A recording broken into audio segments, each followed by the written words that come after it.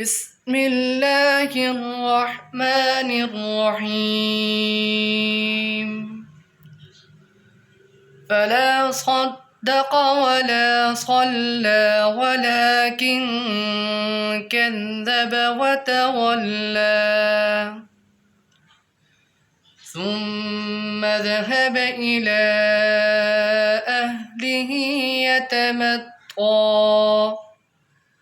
أولى لك فأولى ثم أولى لك فأولى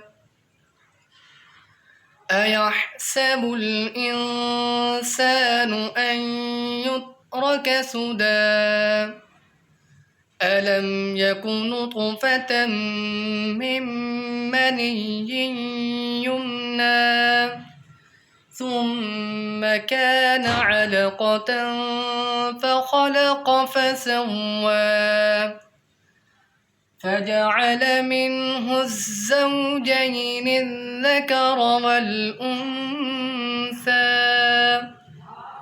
أليس ذلك بقادر على أن يحيي الموتى؟ صدق الله العظيم.